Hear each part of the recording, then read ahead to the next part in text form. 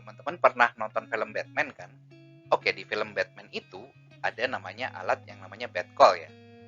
Biasanya Gordon, sahabat Batman yang juga polisi Gotham City, dia menyalakan Batcall saat kota Gotham City menghadapi bahaya ya. Jadi Batcall ini dinyalakan saat Gotham City butuh bantuan ya. Tujuannya adalah supaya Batman tahu bahwa Gotham City membutuhkan dia seperti itu. Oke, misalnya Batman itu adalah statistik, apa sih Batcall-nya? Oke, sebelum kita ke situ, saya mau tanya dulu, kapan sih kita butuh statistik? Kapan kita butuh survei? Oke, misalnya sekarang adalah hari Senin ya. Perlu nggak sih kita mengadakan survei? Besok hari apa? Tentunya nggak perlu kan? Karena kan kita udah tahu besok pasti hari Selasa kalau sekarang hari Senin. Nah, jadi kita butuh survei atau statistik saat kita menghadapi ketidakpastian atau uncertainty ya. Jadi bad call dari statistik adalah uncertainty ya.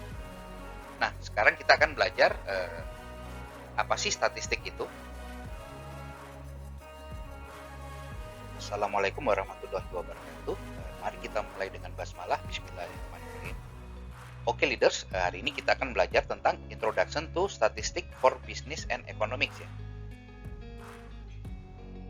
Oke, ini chapter goals-nya ya leaders. Oke, pertama kita harus bisa menjelaskan kenapa sih statistik itu penting ya. Oke, terus yang kedua adalah kita harus bisa menjabarkan apa sih statistik itu, lalu contohnya di dunia nyata seperti apa.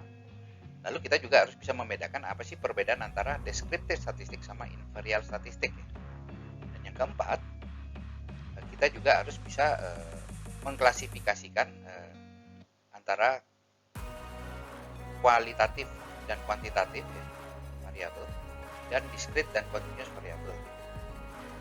Lalu yang kelima adalah membedakan nominal, ordinal, interval, dan rasio level dari pengukuran. Dan yang terakhir adalah menjabarkan nilai-nilai yang berhubungan dengan praktek statistik ya.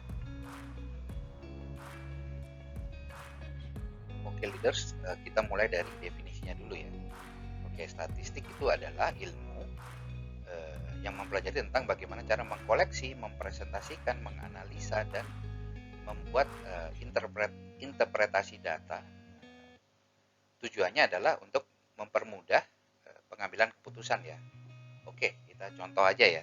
Contoh misalnya kita punya hasil dari pengukuran berat badan 100 orang pasien ya. Kalau kita cuman menyerahkan datanya begitu saja, tentunya ya sulit untuk dimengerti ya. Oleh karena itu, data tersebut harus kita olah supaya bisa kita fokus menjadi informasi yang mudah dipahami. Misalnya kita tambahkan rata-ratanya berapa sih, lalu paling tinggi itu berapa, paling berat itu berapa, paling ringan itu berapa, dan misalnya range angka sehatnya diperbanding dengan tinggi badannya itu berapa gitu. Lalu berapa yang terlalu gemuk, berapa yang kekurangan berat badan. Nah, dengan menyajikan datanya seperti itu, maka dia akan menjadi lebih informatif dan lebih mudah dipahami dan berguna untuk dibaca seperti itu. Oke, terus kenapa sih kita harus belajar statistik? Oke, pertama, ya kita bisa melakukan estimasi ya. Dengan belajar statistik kita nggak perlu jauh-jauh atau dalam-dalam menghitung angkanya. Mungkin kita dari estimasi aja cukup untuk kita sekarang saat ini. Lalu kita juga bisa melakukan prediksi masa yang akan datang. Lalu statistik itu juga mengolah data yang tadi contoh berat badan 100 orang tadi, merubah data tersebut menjadi informasi yang mudah dipahami dan berguna. Oke. Lalu statistik juga bisa membantu mengatasi berbagai masalah ya dan membangun knowledge. Lalu berikutnya kita juga harus bisa memahami ide dasar dari kehandalan statistik ya dan stokastik prosesnya ya. Itu nanti kita akan pelajari lebih lanjut tentang probability concept ya. Jadi Jadi pada dasarnya statistik adalah ilmu yang cukup penting di berbagai aspek di masyarakat ya, bisa di dunia bisnis maupun di pemerintahan dan Oke, jadi apa sih yang dimaksud dengan statistik? Oke, contoh di sini adalah inflation rate is 2%. Tingkat inflasi adalah 2%. Oke, ini data statistik ya. Berarti harga barang secara rata-rata keseluruhan naik sebanyak 2%. Oke, lalu berikutnya your GPA average is 3.5. IPK Anda adalah 3,5. Oke, berarti kita bisa mengambil kesimpulan berarti anak ini cukup pinter ya, sangat pinter lah. Lalu berikutnya, the price of new Tesla Model S sedan is 80,000 US dollar. Oke. Jadi harga dari Tesla Model S yang baru adalah 80.000 US dollar ya kurang lebih. Oke, dengan adanya angka dan informasi seperti ini, ya ini bisa dibilang adalah data untuk masukan untuk statistik ya. Bahkan kalau udah average ini berarti udah diolah menjadi informasi yang sangat berguna ya. Kita tahu kalau IPK seseorang 3,5 dan nilai maksimumnya adalah 4, berarti anak ini adalah calon cum laude seperti itu ya. Oke, berikutnya leaders kita akan belajar tentang tipe dari ilmu statistik ya. Oke, jadi pada dasarnya ilmu statistik itu terbagi dua secara garis besar, yaitu yang pertama adalah descriptive statistik. Oke, apa itu? Yaitu intinya adalah pengolahan datanya ya. Data yang diolah adalah seluruh populasi ya. Jadi di descriptive statistik kita akan belajar metode-metode untuk mengelola data, ringkas data, dan menampilkan data ya dengan cara informatif ya. Lalu yang kedua ada yang namanya inferential statistik ya. Oke, bedanya pada dasarnya apa? Kalau inferential statistik kita tidak akan mengolah data secara keseluruhan, tetapi kita perwakilannya saja atau sampelnya saja ya. Jadi kadangkala data yang kita olah itu kadang terlalu banyak ya. Jadi kita nggak bisa melakukan survei secara keseluruhan karena mungkin akan memakan banyak biaya ya. Contoh, kalau kita ingin kita jadi konsultan politiknya seorang capres, dia ingin tahu elektabilitasnya seperti apa, kita nggak mungkin dong dari 270 juta orang itu kan mungkin yang eligible untuk mencoblos kan sekitar mungkin let's say sekitar 170 ya yang boleh mencoblos, yang lainnya masih belum cukup umur dan lain sebagainya. Nah, dari 150 juta orang itu kalau kita satu-satu kita survei ini akan memakan biaya banyak. Oleh karena itu kita ambil sampel, tentunya sampelnya itu ada tekniknya ya untuk sampel. Jadi misalnya untuk komunitas tertentu yang mungkin kira-kira akan memilih capres yang sama, kita kelompokkan di kategori yang sama. Lalu kita juga bisa bikin weighting atau proporsi yang lebih besar ya. Misalnya kalau di Jawa suara sampel satu orang itu mungkin nilainya lebih tinggi daripada suara satu orang katakanlah di Sulawesi, karena jumlah penduduk Jawa lebih banyak ya. Jadi kita harus hitung proporsinya juga.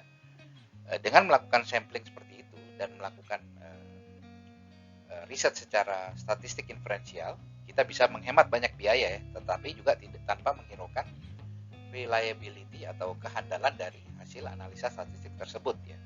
Di situ teman-teman saat ini hanya akan belajar deskriptif statistik. Untuk inferential statistik akan belajar di semester mendatang ya. Oke, mungkin leaders bisa lihat di sini ya. Leaders bisa lihat taksonomi dari statistik. Jadi pada dasarnya terbagi dua, jadi deskriptif dan inferential.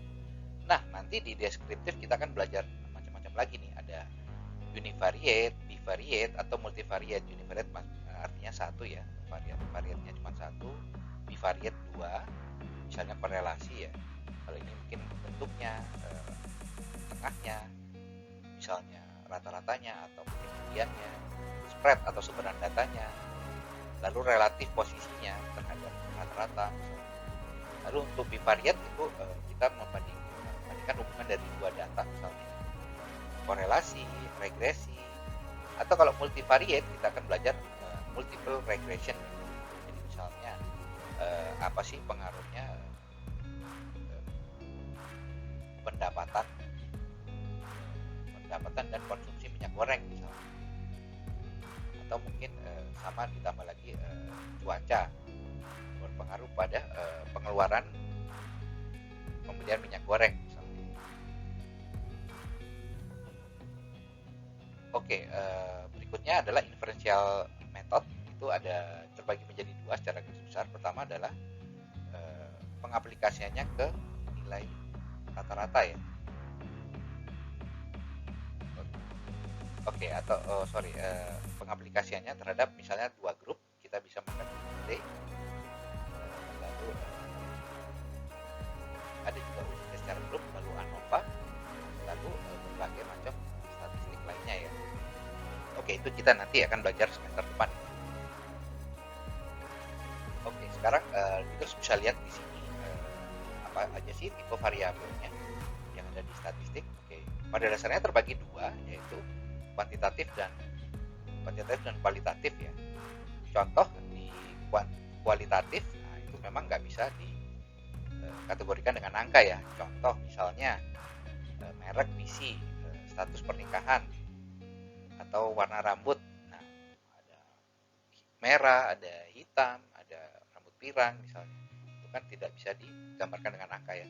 Atau mungkin jenis kelamin ya, gender, laki-laki, perempuan, atau mungkin kalau sekarang ada non-binary lah atau yang lain-lainnya ya. Itu kan tidak bisa dilambangkan dengan angka ya, karena ya laki-laki, perempuan ya perempuan, seperti itu. Lalu kalau kuantitatif itu yang memang bisa kita simbolkan dengan angka ya. Nah, yang kuantitatif juga masih terbagi dua, discrete dan continuous. Discrete itu ya berarti datanya misalnya seperti ini ya. Titik ini misalnya jumlahnya 2, lalu 3. Di sini tidak ada 2,5 atau mungkin 2,1. Di discrete itu dia angkanya hasilnya adalah selalu integer atau bilangan bulat ya. Contoh, nah datanya ini jumlah anak di suatu keluarga ya. Nggak mungkin jumlah anaknya ada 2,5 misalnya. Pasti 2 atau 3 atau 0. Pasti bulat dan nggak mungkin khusus kasus ini nggak mungkin negatif. Lalu berapa kali pukulan pada saat di suatu permainan golf. Lalu berapa tip yang dimiliki itu pasti bulat ya. 10, 11, 0, 1. Lalu kalau continuous apa? Itu dia ya. Banyak enggak? Di situ dia kayak bisa-bisa ya. Kalau continuous dia terus bisa lihat dia bisa tersambung atau seperti ini. Karena dia ada angkanya continuous atau bersambung. Contoh misalnya jumlah dari pajak yang dibayar ya. Pajak pendapatan yang dibayar. Itu kan mungkin aja tuh dia antara di sini atau di sini gitu ya. Jadi koma-koma pun mungkin gitu ya. Atau mungkin berat dari seorang pelajar itu mungkin bisa 80,2 misalnya. Atau curah hujan di suatu kota itu kan mungkin bisa koma ya.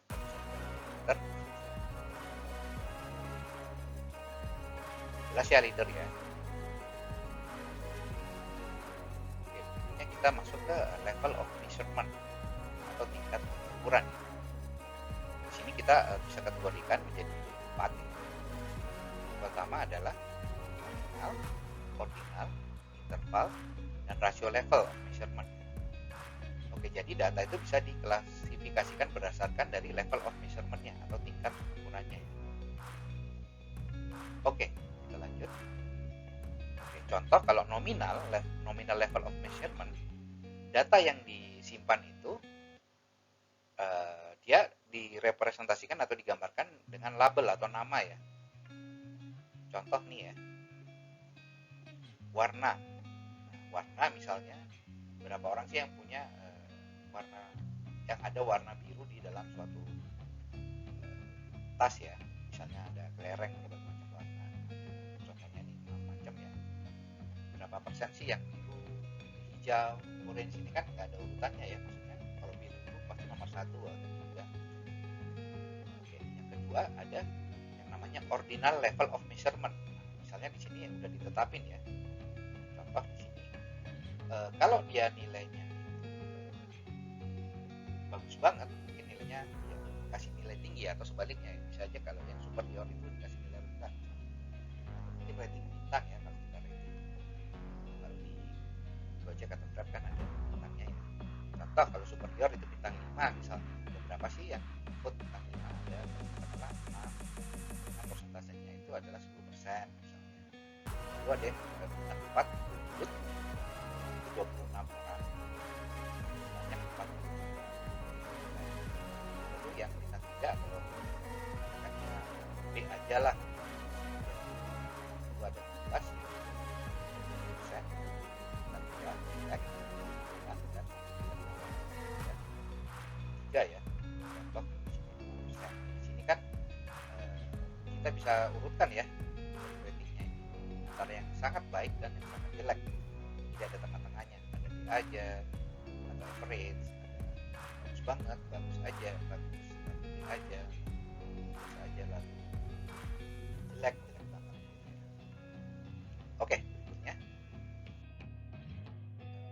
Lalu berikutnya, level of measurement yang ketiga adalah interval level of measurement.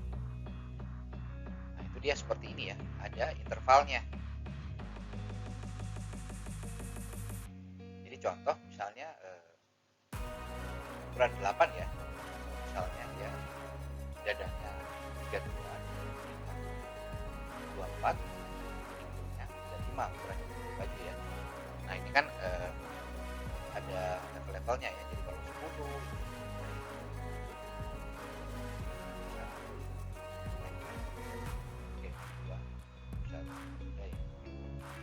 nah, ini seperti ini di interval level of measurement. Lalu berikutnya lagi ada ratio level of measurement. Contohnya misalnya seperti ini. Misalnya dari data ini adalah nama keluarga, pendapatan ayah dan anak laki-laki misalnya. Nah, di sini kita bisa bikin rasionya ya. Berapa sih rasio pendapatan ayah dibanding anak? Misalnya di sini yang keluarga Lehi 2 banding 1 misalnya. Lalu ini 3 banding 2, ini malah 1 banding 2 dan ini mungkin tidak bulat ya. 1 banding ya hampir 2 ya, 1, berapa lah di atas itu. Oke, berikutnya. Oke. Sekarang teman-teman nanti terus bisa lihat ya kalau digambarkan level of measurement seperti ini. Oke, ada 4 nominal, ordinal, interval dan rasio ya. Oke, contoh lainnya nominal mungkin nomor punggung pemain sepak bola, atau kalau ordinal itu ya rating di Gojek atau ranking di kelas ya. Kalau ranking 1 berarti yang paling bagus, kalau rankingnya besar berarti dia jelek. Atau mungkin posisi klasemen sementara di Liga 1 misalnya. Kalau interval seperti apa? Misalnya temperatur, ukuran baju. Lalu yang terakhir ada rasio, misalnya jumlah rasio mahasiswa dengan dosen. Misalnya rasionya 1:10, jadi setiap 10 orang mahasiswa minimal harus ada 1 dosen. Oke, cukup pertemuan kali ini. Terima kasih waktunya.